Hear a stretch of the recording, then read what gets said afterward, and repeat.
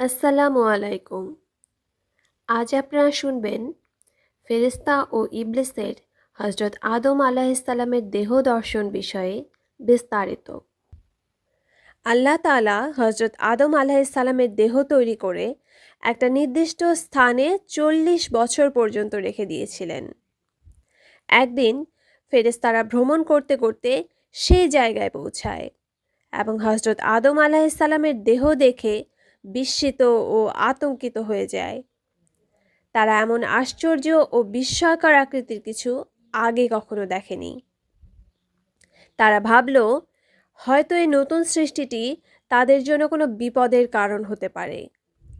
তাই তারা দুশ্চিন্তায় পড়ে গিয়ে তাদের নেতা ইবলিসের কাছে ছুটে গেল এবং বলল, ওস্তাদ, আমরা এক জায়গায় খুব অদ্ভুত একটা কিছু দেখেছি, কিন্তু বুঝতে পারছি না ওটা কি।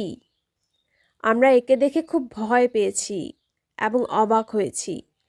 হতে পারে ওটা আমাদের জন্য কোনো ক্ষতির কারণ হবে।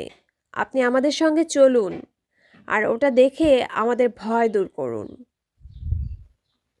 ইবলিস বলল, চলো দেখি কি এমন দেখলে যে তোমরা এত ভয় পেলে। তারপর সে ফেরেশতাদের নিয়ে সেই জায়গায় গেল এবং বেশ কিছুক্ষণ হযরত আদম আলাইহিসসালামের দেহ পর্যবেক্ষণ করল, কিন্তু সে কিছুই বুঝতে পারল না। অবশেষে সে নিজের একটা আঙুল দিয়ে আদম আলাইহিসসালামের শরীরে একটা টোকা দিল।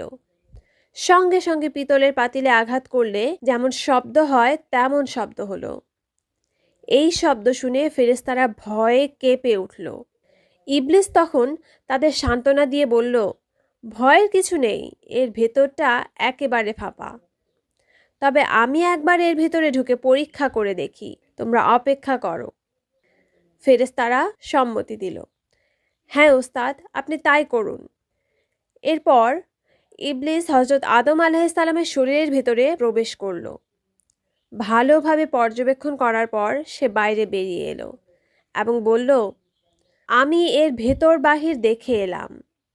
এর ভেতরটা একেবারে ফাঁকা, এর মধ্যে কিছু নেই। যদি আল্লাহ একে নিজের ইবাদতের জন্য তৈরি করে থাকেন তবে সেটা সফল হবে না, কারণ এর বংশধররা সারা জীবন খাওয়া দাওয়ার চিন্তায় ব্যস্ত থাকবে। তারা আল্লাহর ইবাদতের সময়ই পাবে না। এই কথা বলে ইবলিস অবজ্ঞার সঙ্গে থুতু ফেলে দিল।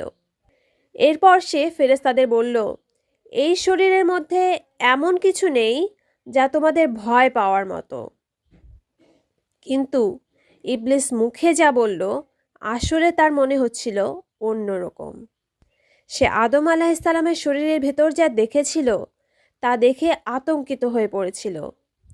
সে ভাবছিল, এই শরীরের মধ্যে আসমান জমিনের সমস্ত কিছু মিলেমিশে আছে।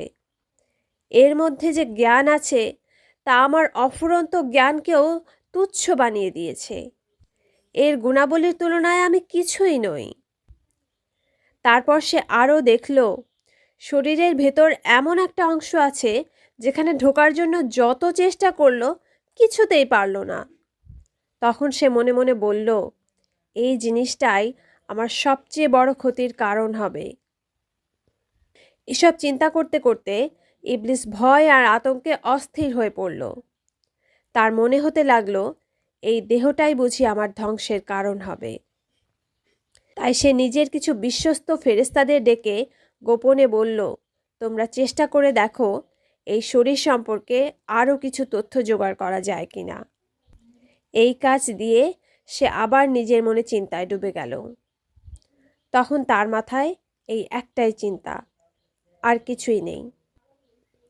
এরপর একসময় ইবলিসের পাঠানো ফেরেশতারা ফিরে এসে তাকে বলল, ওস্তাদ, আমরা বিশেষভাবে খোঁজখবর নিয়ে জেনেছি যে আল্লাহ তাআলা এই দেহের মধ্যে প্রাণ সঞ্চার করবেন এবং একে তার প্রতিনিধি বা খলিফা হিসেবে পৃথিবীতে পাঠাবেন।